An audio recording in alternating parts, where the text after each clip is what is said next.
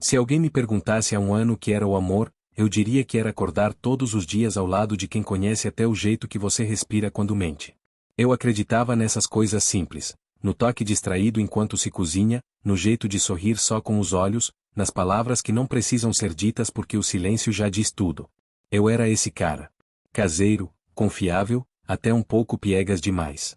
O tipo que lembra datas, que escreve bilhetes no guardanapo, que aparece com bolo de fubá só porque era terça-feira. O nome dela era Lorena. A gente se conheceu num festival de música no interior de Minas, desses onde todo mundo dorme em barraca e o chão vira poeira e riso. Ela dançava descalça perto do palco, com a saia rodada girando como se o mundo todo fosse um carrossel. Tinha um brilho nos olhos que parecia desafiar a pressa das horas. Desde aquele instante, alguma parte de mim se perdeu ali. Nosso começo foi feito dessas pequenas coisas que ninguém percebe, mas que viram cimento. Os cafés que ela fazia do jeito certo, com canela e carinho. O jeito como ela enroscava as pernas nas minhas quando dormíamos. As conversas longas na varanda, mesmo quando a noite já tinha engolido o som da cidade. A vida era boa. Era sólida.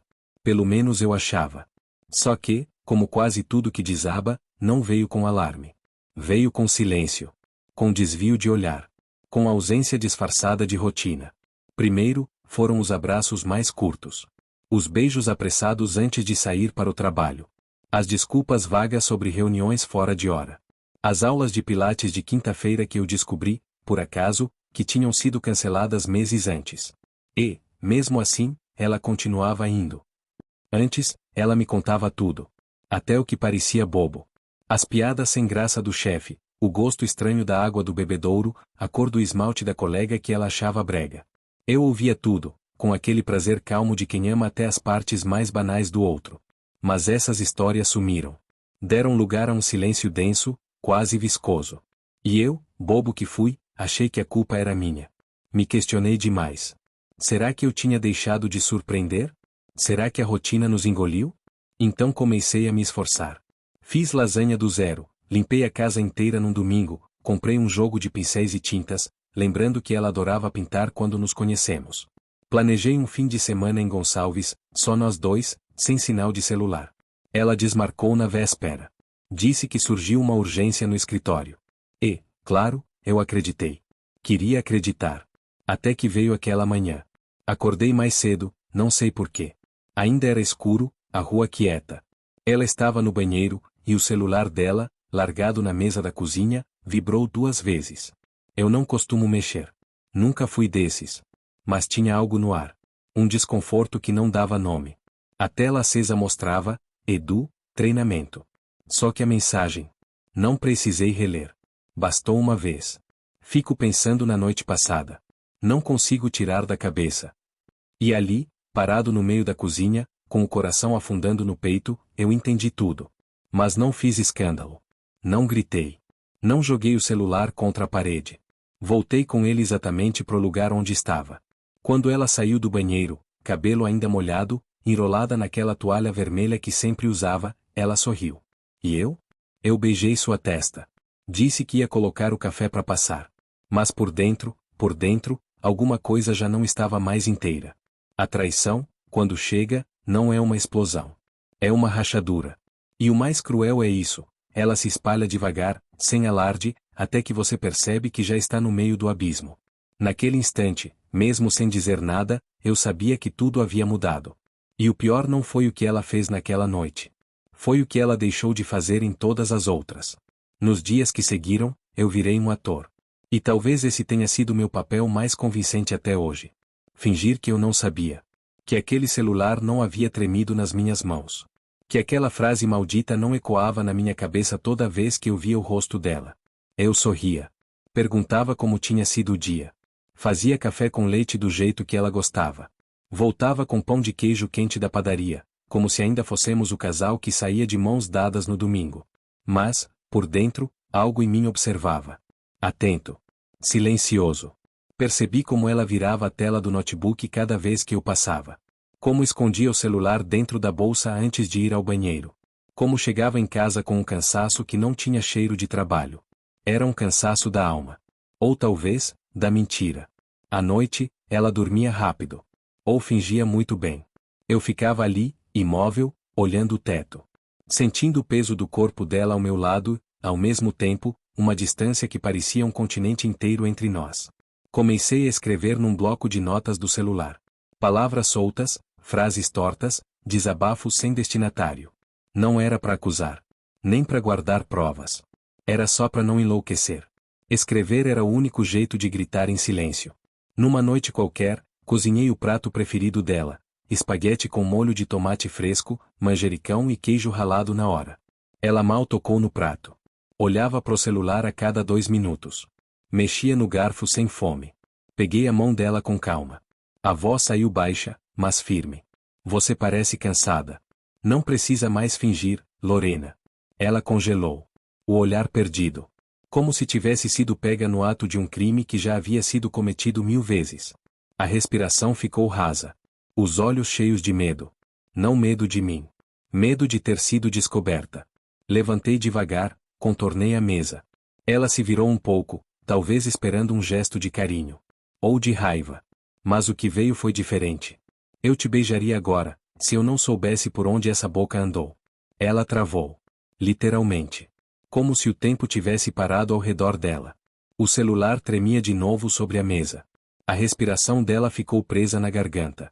Eu esperei. Um pedido de desculpa. Uma negação. Uma explicação. Uma lágrima. Nada. Apenas uma pergunta, num fio de voz quase irreconhecível. Há quanto tempo você sabe? Não respondi. Porque a verdade é que não importava mais. A mulher na minha frente, não era mais a minha esposa. Era uma estranha com o rosto dela. Uma atriz cansada, encenando um papel que já não acreditava. Na cozinha, o relógio fazia um tic-tac irritante. O refrigerador roncava baixo, indiferente. O mundo seguia, mesmo com tudo desmoronando ali dentro. Ela quebrou o silêncio. Eu nunca quis que isso acontecesse. Palavras que parecem tiradas de roteiro de novela. Vazias. Sem peso. Ditas por alguém que já não sente o que diz. Eu não gritei. Não discuti. Apenas olhei. Queria ver até onde ela iria tentar se agarrar a uma versão que nem ela conseguia mais sustentar. E então veio o nome. Edu. Conheceram-se na academia. Segundo ela, não foi sério. Como se isso diminuísse o rombo. Como se isso aliviasse o corte.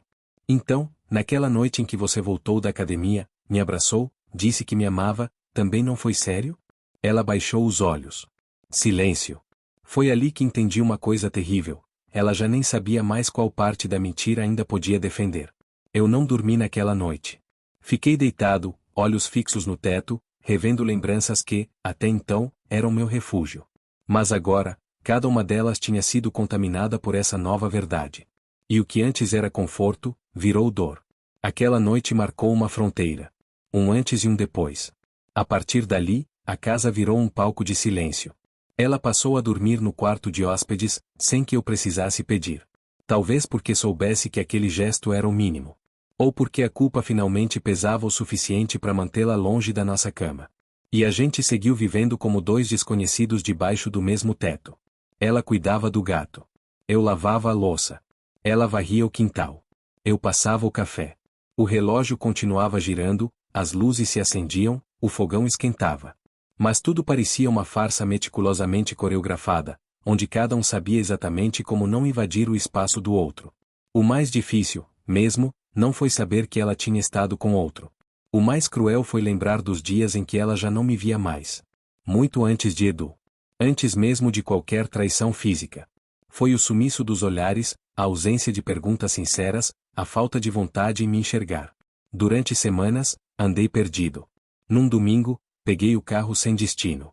Dirigi por horas, sem música, sem rádio. Só eu e o motor tentando escapar do peso que carregava no peito. Acabei parando num lugar que nem lembrava mais existir. Uma biblioteca antiga, abandonada, onde eu costumava ir quando era menino. O portão enferrujado, as janelas cobertas de poeira. E, mesmo assim, aquele lugar tinha mais paz do que minha própria casa. Ali, encostado no capô, tentei lembrar da última vez que Lorena me olhou com amor. De verdade. Sem pressa, sem cálculo, sem peso. E não consegui. Vasculhei a memória inteira, e aquela expressão, não vinha. Foi nesse momento que entendi o que ninguém diz alto. Não existe, foi só uma vez. Não existe, foi só um erro. Cada deslealdade, mesmo disfarçada de acidente, é um veneno lento que contamina até as lembranças que pareciam puras. Voltei para casa ao entardecer. A luz do poste já estava acesa, como sempre.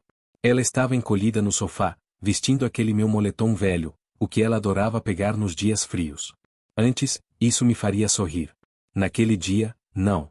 Sentei em frente a ela. Silêncio. Um silêncio que falava mais do que qualquer briga. Ela foi a primeira a quebrar.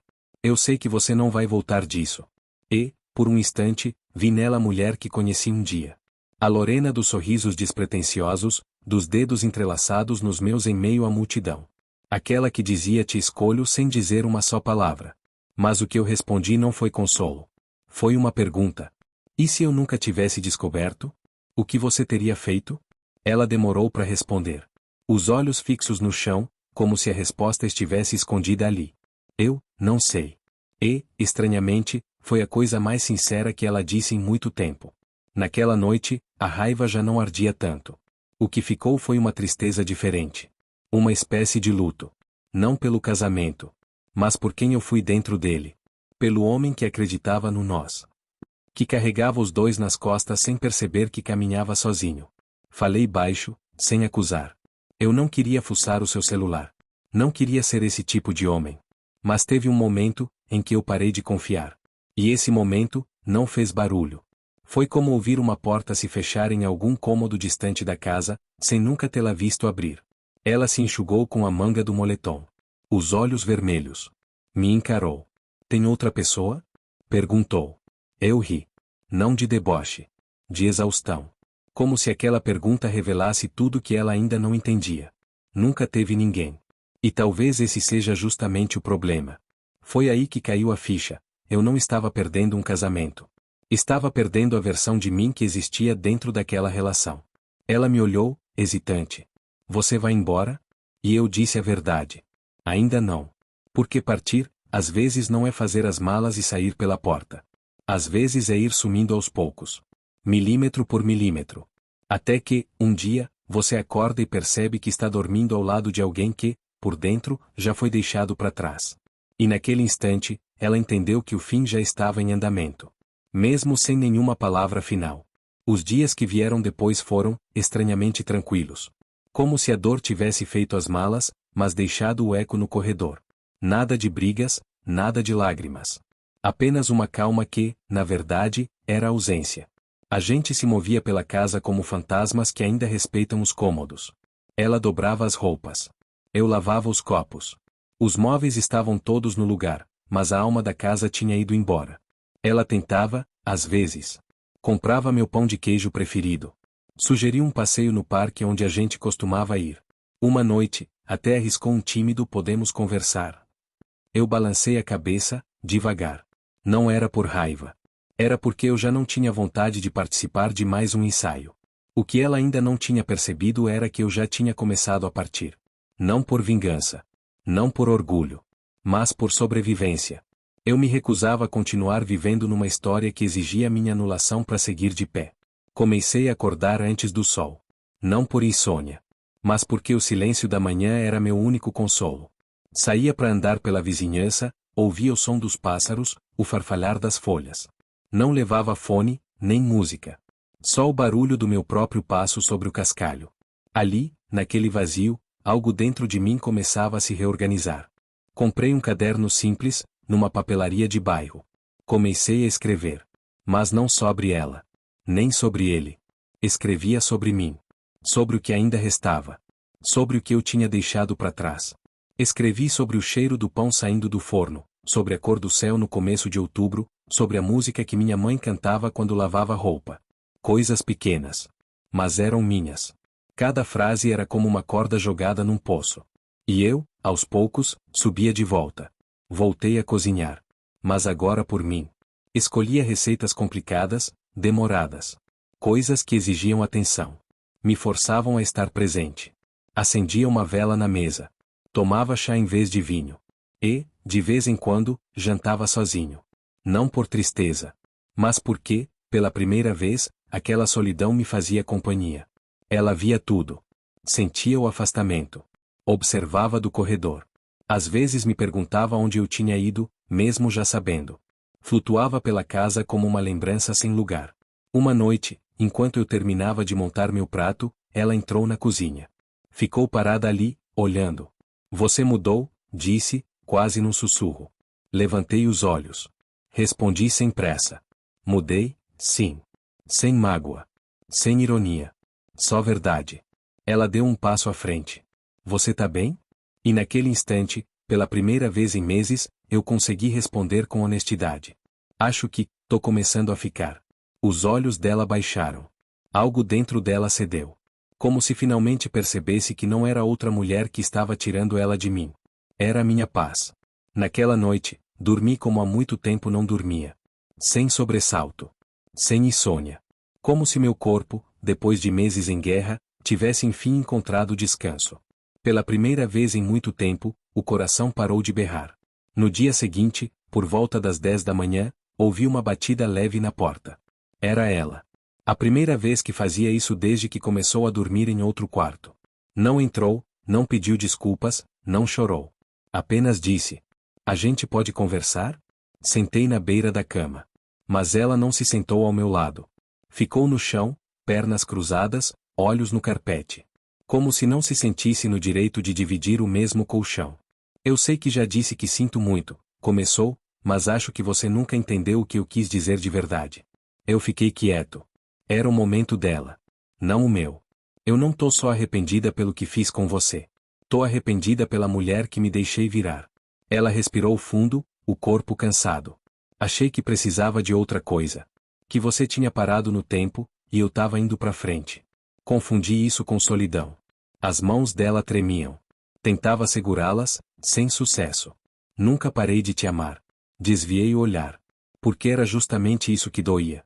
O amor, por si só, não basta. Dá pra amar e mesmo assim trair. Dá pra amar e ainda assim se colocar no centro, mesmo que isso destrua o outro. Ela me olhou, com medo. Você vai embora? Eu pensei. Não pela logística. Pela alma. Porque essa pergunta me rondava fazia tempo. Era possível reconstruir sobre cacos? Era possível dormir ao lado de alguém que nos beijou com a boca cheia de mentira? E eu respondi com o que vinha se formando em mim há dias. Eu não vou sair agora. Mas também não vou continuar nessa versão de nós. Ela piscou devagar. Não parecia ferida.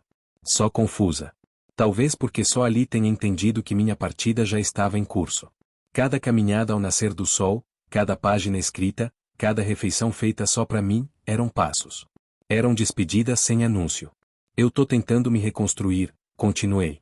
Não pra te punir. Nem pra te apagar. Mas porque eu não quero mais me perder tentando salvar algo que já se perdeu. Ela assentiu, sem palavras. E, naquele assentir, havia mais verdade do que em todos os discursos anteriores. O perdão talvez viesse. Mas ele teria que ser conquistado. E, dessa vez, não por palavras bonitas. Na manhã seguinte, atravessei a casa devagar. Os chinelos batiam no chão como se cada passo fosse uma nota no silêncio que reinava ali. O cheiro de café era o mesmo, mas já não tinha o mesmo gosto. Era curioso, a casa não havia mudado em nada, mas tudo nela parecia diferente. Ela passou por mim no corredor. Trocamos um olhar breve. Não houve mágoa, nem doçura. Só dois olhos que já não se reconheciam mais. Continuei minha rotina. Escrevia todos os dias. Coisas simples, sem grandes revelações. Sobre a brisa da manhã, o som de um vendedor de frutas ao longe, o jeito como a luz batia na parede da sala às 7h15. Parecia banal, mas cada frase era como um tijolo, reconstruindo um pedaço meu que ela nunca chegou a conhecer. Aos poucos, eu percebi que estava voltando para mim mesmo. Ela também mudou. Menos barulhenta. Mais cuidadosa. Começou a sair menos. Passava horas na sala, olhando o nada, como se finalmente tivesse notado o estrago. Trazia croissants da padaria que eu gostava. Trocava a playlist da casa por músicas antigas, da época em que a gente ainda dançava descalço na cozinha. Um dia, até acendeu velas perfumadas, como se pudesse reacender também alguma coisa entre nós. Mas eu não respondia. Não por vingança. É que meu corpo já não reagia. Minha alma estava em outro lugar. Um lugar que ela não podia mais alcançar com gestos do passado. Um dia, enquanto eu cortava legumes na cozinha, ela apareceu. Ficou ali, quieta. Me olhando. Você tá diferente, disse, como se fosse a primeira vez que reparava. Tô mesmo, respondi. Mas diferente, pra melhor? Respirei fundo. Olhei para ela. O rosto ainda familiar, mas agora com marcas novas. De culpa, de cansaço, de perda. Tô voltando a ser eu. Ela ficou em silêncio. E eu entendi que, naquele instante, ela compreendia. Não era outra mulher que a havia substituído. Era minha própria presença que havia voltado para mim. Naquela noite, dormi tranquilo. Pela primeira vez, tive um sonho bom. Eu estava sozinho, numa praia que não conhecia, mas me sentia em casa. O som das ondas, o cheiro de sal, a sensação de paz. Acordei sorrindo. E essa paz, não vinha dela. Na semana seguinte, ela bateu de novo na porta do meu quarto. Trazia um envelope. Comecei a escrever também, disse, com a voz baixa. Não sobre você. Nem sobre ele. Sobre mim. Sobre a mulher que eu deixei para trás antes mesmo de te perder. Estendeu o envelope. Um folder de um retiro artístico em Ouro Preto. Um mês inteiro. Inscrição já feita. Nome dela na lista. Eu tô indo, disse. Acho que a gente precisa parar de girar em torno de uma vida que não serve mais para nenhum dos dois. Eu assenti. Calmamente. Como quem já esperava aquela partida. Quando? Quinta. Sentei à mesa. Peguei minha caneca de café. Dei um gole. Espero que isso te ajude a reencontrar quem você devia ter sido desde o começo. Ela sorriu. Um sorriso sincero. Talvez o primeiro em muito tempo. Você também. Sempre carregou mais do que devia. Fizemos as malas juntos. Sem pressa. Sem dor. Só com a música baixa no fundo e algumas lembranças espalhadas. Não houve drama. Só o entendimento mútuo de que a gente já tinha se despedido muito antes disso. Na porta, ela me olhou. Eu te amei. Mesmo quando esqueci como mostrar isso. Respondi com o coração limpo. Eu acreditei em você. Mas agora, eu acredito em mim. Ela entrou no carro. Partiu devagar. A casa não ficou vazia. Ela ficou mais leve. E eu? Continuei. Não por teimosia. Não por orgulho. Mas porque, enfim, eu estava vivendo. E pela primeira vez, sem medo de olhar para frente. Os dias depois da partida dela vieram como uma brisa tímida. Não eram exatamente felizes, nem tristes. Eram neutros. Calmos. Um tipo de paz que a gente só entende quando o barulho finalmente se cala. A casa ainda guardava os cheiros, os móveis, até algumas lembranças, mas parecia ter soltado o peso. Acordei cedo como sempre. Saí para caminhar. O céu estava limpo, aquele azul lavado típico de manhãs em cidades do interior. Me sentei num banco da praça, com o caderno no colo. Escrevi sobre o cheiro das árvores, o barulho de uma moto ao longe, a sensação da brisa batendo no rosto. Coisas que ninguém posta, mas que salvam a alma devagarinho. Na volta, parei num café antigo, quase escondido entre uma banca de jornal e uma sapataria. Era um lugar que eu e ela costumávamos frequentar quando tudo ainda fazia sentido. Sentei no mesmo canto de sempre. Mas agora só tinha eu. E pela primeira vez, isso não doeu. Foi quando uma mulher se aproximou. Cabelos grisalhos, olhar direto, sincero. Você é o Marcelo? Assenti, surpreso. Me chamo Teresa. Trabalhei com a Lorena, há anos. Achei que ela fosse puxar conversa fiada, falar sobre alguma lembrança engraçada. Mas não. Ela foi direto ao ponto. Encontrei com ela faz umas semanas. Estava, diferente. Como se algo dentro tivesse se quebrado. Fiquei quieto. Só ouvi. Ela me disse que você não olhava mais para ela como antes. Mas o que ela não enxergou, e que eu vi, é que ela parou de te ver muito antes disso. Aquela frase me atravessou. Não como uma facada. Mas como um diagnóstico que eu sempre soube, só nunca consegui colocar em palavras. Teresa se sentou sem cerimônia. Cruzou as pernas, ajeitou os óculos. Eu não sei por que tô te dizendo isso. Talvez porque com a idade a gente aprenda a reconhecer o gosto amargo do arrependimento. E ela tá se afogando nele. Fez uma pausa. Depois me olhou nos olhos, e perguntou a única coisa que ninguém ainda tinha tido coragem de perguntar. O que é que você quer agora? Não o que eu ia fazer. Nem como ia seguir em frente. Mas o que eu queria. E ali, eu percebi que não sabia. Paz? Sim. Espaço? Com certeza. Mas no fundo, eu nunca tinha permitido sonhar depois do estrago. Tinha passado tanto tempo tentando salvar o que se perdia que já não lembrava do que me fazia sorrir quando estava sozinho. Teresa não disse mais nada. Levantou-se, ajeitou a bolsa no ombro. O perdão não é um presente que alguém te deve. E o silêncio, nem sempre é cura. Fala com você mesmo como se ainda importasse. Porque você importa. E foi embora. Sem número, sem contato. Só deixou isso. Naquela noite, cheguei em casa. Ela não estava mais lá, mas a sala parecia esperar por algo. Peguei um copo d'água, me encostei na bancada da cozinha. E falei, sozinho. Eu não tô mais com raiva. Mas isso não quer dizer que esteja tudo certo. E naquele instante, percebi que não precisava mais da presença dela para que a minha se fizesse inteira. Os dias seguintes foram silenciosos. Mas era um silêncio diferente. Não o do peso. O da leveza. Eu continuava escrevendo. Não sobre o que ela fez. Sobre o que eu ainda sentia. Sobre memórias de infância, sonhos que eu tinha esquecido, vontades que nunca dei nome. Continuei cozinhando. Ainda com esmero. Ainda por mim. Certa tarde, ela apareceu na cozinha. Eu terminava de montar meu prato. Você tá diferente, disse. Tô, sim. Tá bem? Olhei nos olhos dela. Sem raiva. Sem amor. Só verdade. Tô me encontrando, enfim. Ela não respondeu. Mas entendeu. Entendeu que aquela nova versão de mim não incluía mais o nós. Alguns dias depois, ela bateu na porta do meu quarto. Trazia uma expressão serena. Um envelope na mão. Eu tô indo. O retiro. Ouro Preto. Já tá tudo confirmado. Quando? Quinta. Achei que era hora de parar de dançar em volta de uma vida que já não é mais nossa. Assenti. Peguei minha xícara. Dei um gole. Vai ser bom pra você. Espero que reencontre a mulher que devia ter sido. Ela sorriu. Um sorriso limpo, diferente. Você também. Sempre tentou carregar tudo sozinho. Ajudei com as malas. Sem lágrimas. Sem abraços longos. Só uma música leve no rádio e algumas roupas que deixamos para trás. Antes de entrar no carro, ela me olhou pela última vez. Eu te amei. Mesmo quando me perdi de mim mesma. E eu acreditei em você. Mas agora, eu acredito em mim. Ela partiu. E não levou minha paz. Naquela casa, ficou algo novo. Uma claridade. E eu? Eu fiquei. Não para esperar nada. Mas para viver tudo que ainda me pertence. Porque recomeçar, é quando a gente escolhe viver por inteiro. Pela primeira vez, só por si.